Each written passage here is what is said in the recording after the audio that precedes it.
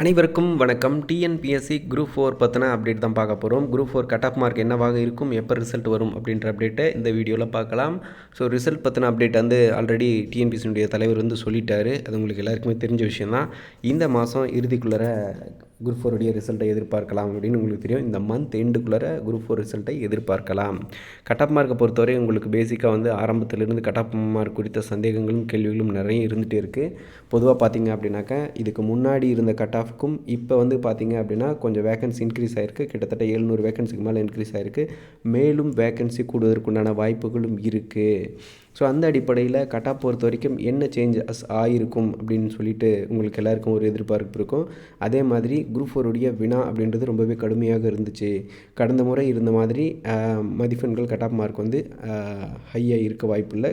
Cut off mark கம்மியாக தான் இருக்கும் என்று சொல்லப்பட்டாலும், அதாவது இதில் தமிழ் வந்து யாருக்கு பாசிபிளாக இருந்துச்சு அப்படின்னா, உதாரணத்துக்கு சொல்லிக்கிறேன். தமிழ் வந்து ரொம்ப ஒரு 2 வருஷம் 3 வருஷம் படிக்கிறாங்க பார்த்தீங்களா, அவங்களுக்கு ரொம்ப நல்லா இருந்துச்சு. ஸோ அதனால் அவங்களால நல்லாவே அது கடுமையாக இருந்தாலும் அவங்களுக்கு கரெக்டாக இருந்துச்சு அப்படின்னு சொல்லலாம். ஜிகேல வந்து சில வினாக்கள் கடுமையாக இருந்தாலும் நிறைய நல்லாவே பண்ணியிருக்காங்க அப்படின்ற விஷயம் தெரியும். அதாவது குரூப் 4 மட்டும் டார்கெட் பண்ணி படித்தவங்களுக்கு கஷ்டமாக இருந்துச்சுங்க. குரூப் 2 அதை பேஸ் பண்ணி படித்து இந்த தேர்வை நல்லாவே எழுதியிருக்காங்க. ஸோ அதனால் கட் ஆஃப் மார்க் வந்து ஓரளவுக்கு ஸ்டாண்டர்டாக தான் இருக்கும். ரொம்ப கம்மியெல்லாம் வராது. பட் இருந்தாலும் கட் ஆஃப் மார்க் என்ன அப்படின்ற அப்டேட்டை உங்களுக்கு சொல்லிடுறேன். ரெண்டாவது வந்து வேகன்சி வந்து இப்போ கொஞ்சம் கூடுதலாக கொடுத்துருக்காங்க. ஸோ அதனால் கட் ஆஃப் மார்க்கில் என்ன ஏறி இருக்குது, என்ன இறங்கியிருக்கு அப்படின்ற விஷயம் தெரிஞ்சுக்கணும்ல, அதை பற்றி தான் இந்த வீடியோவில் பார்க்க போகிறோம். கிட்டத்தட்ட கட் ஆஃப் மார்க் வந்து இதுக்கு முன்னாடி சொல்லப்பட்ட கட் ஆஃப் என்ன அப்படின்னாக்கா 150 160 வரை இருக்கும். கட் ஆஃப் வந்து 150 160 வரை இருக்கும் அப்படின்ற விஷயம் இதுக்கு முன்னாடி இருந்தது. இப்போ ஒரு 700 வேகன்சி உயர்த்தப்பட்ட பிறகு இந்த கட் ஆஃபில் என்ன சேஞ்சஸ் நடந்திருக்கும், எந்த அளவுக்கு மார்க்கு குறைஞ்சிருக்க வாய்ப்புகள் இருக்குது அப்படின்றத பற்றி இந்த வீடியோவில் பார்க்கலாம். பொதுவாக வந்து நான் ஆல்ரெடி சொல்லியிருந்தோம், கட் ஆஃப் மார்க் வந்து 150 to 160 அப்படின்றது ஏற்றுக்கொள்ளக்கூடியதா அப்படின்னாக்க, நம்ம ஆல்ரெடி இதிலிருந்து ஒரு 5 மார்க் கம்மியாக இருந்தாலும் 145லேருந்து 155 இருந்தாலே கிடைக்க வாய்ப்பு இருக்குது அப்படின்னு சொல்லி ஆல்ரெடி சொல்லியிருந்தோம். ஸோ ஆக்சுவலாக இப்போ இன்றைக்கி நிலைமையில் வேகன்சி உயர்த்தப்பட்ட பிறகு உங்களுடைய கட் ஆஃப் மார்க் அப்படின்றது நீங்கள் 145லேருந்து 155 இந்த ரேஞ்சில் இருந்தாலும் கிடைக்க வாய்ப்புகள் இருக்குது. இது கம்யூனிட்டி பொறுத்தவரை பார்க்கும்போது இன்னும் 2-3 மதிப்பெண்கள் குறைவாக இருந்தாலும் கிடைக்க வாய்ப்புகள் இருக்குது அப்படின்ற விஷயத்த இந்த வீடியோ மூலிமா சொல்லிக்கிறேன். கட் ஆஃப் மார்க் வந்து பெரிய அளவில் மாற்றங்கள் இருக்காதுங்க. நான் சொன்ன 5 மார்க்கே வந்து எதை பேஸ் பண்ணி இப்போ மாஸ் நம்பர்னு சொல்லுவாங்க.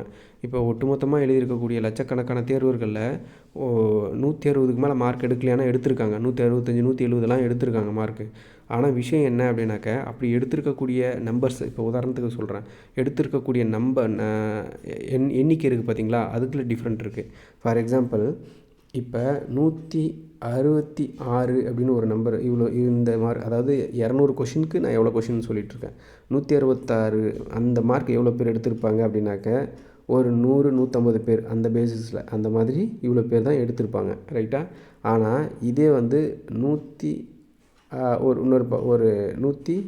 150 மார்க் எவ்வளோ பேர் எடுத்திருப்பாங்க அப்படின்னா 2000 பேர் எடுத்திருப்பாங்க, புரியுதா?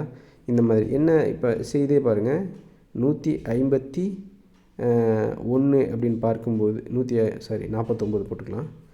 149 ஒரு மார்க் தான் கம்மி. ஆனால் இதில் எவ்வளோ பேர் இருப்பாங்க? ஒரு 6000 பேர் இருப்பாங்க. 6000-7000 பேர் இருப்பாங்க, ரைட்டா? இந்த மாதிரி ஒரு மதிப்பெண்களை இவ்வளோ டிஃப்ரெண்ட் இருக்கும். ஒரு மார்க்லேயே வந்து பார்த்திங்க அப்படின்னாக்கா கிட்டத்தட்ட 2000-3000 பேர் இருப்பாங்க. ஸோ இதே வந்து இந்த பேஸில் தான் இருக்கும். நான் எந்த அடிப்படை இந்த கட் ஆஃப் பொறுத்தவரை எப்படி வரும்னாக்கா, இந்த ரேங்க் வந்து எதை பேஸ் பண்ணி இருக்கும் அப்படின்னா மார்க் பேஸ் பண்ணி இருக்கும். ப்ளஸ் அகைன்ஸ் வந்து அதை தாண்டி உங்களுக்கு அந்த ரிசர்வேஷன் அப்படின்றது பார்க்கும்போது இதில் சேஞ்சஸ் நடக்கும், ரைட்டா? ஸோ அதனால தான் சொல்கிறேன் 145க்கு மேலே இருக்கணும். 145க்கு மேலே இருந்தால் கிடைக்க வாய்ப்புகள் இருக்குது அப்படின்ற விஷயத்தை அழுத்தமாக சொல்கிறேன். 145 to 160 இருக்கிறவங்களுக்கு தாராளமாக கிடைக்க வாய்ப்புகள் இருக்குது. ரிசர்வேஷன் பேசிஸில் உங்களுடைய என்ன கம்யூனிட்டியோ அதுக்கு தேர்த்த இடஒதுக்கீட்டு அடிப்படையில் கிடைக்க வாய்ப்புகள் மிக மிக அதிகம் அப்படின்றது அழுத்தமாக சொல்கிறேன். அதுவும் போக வேகன்சி இது மட்டும் கிடையாது, மேலும் உயர்வதற்குண்டான வாய்ப்புகள் இருக்குன்னு டிஎன்பிஎஸ்சியுடைய தலைவர் சொல்லியிருக்காரு. ஏன்னா இப்போ குரூப் 2 எக்ஸாம் முடிஞ்ச உடனே ஒரு ப்ரெஸ் மீட்டில் இதை பற்றி தெளிவாக சொல்லியிருந்தார். ஸோ அதனால் குரூப் 2 வேகன்சி உயர்த்த பிரகாசமான வாய்ப்பு இருக்குன்னு சொல்லியிருக்காரு. குரூப் 4 வேகன்சி இன்க்ரீஸ் பண்ணியிருக்கு, மீண்டும் உயர்த்தவும் வாய்ப்பு இருக்குது அப்படின்ற விஷயத்தையும் சொல்லியிருக்காங்க. ஸோ பார்ப்போம் என்ன நடக்கும்னு சொல்லிட்டு. இந்த மந்த் எண்டுக்குள்ளே ரிசல்ட் வந்துடும், எப்போ வேணால் வரலாம். ஸோ அது சம்மந்தப்பட்ட அப்டேட்டை தொடர்ந்து எதிர்பார்த்துட்டு இருக்கோம். நன்றி.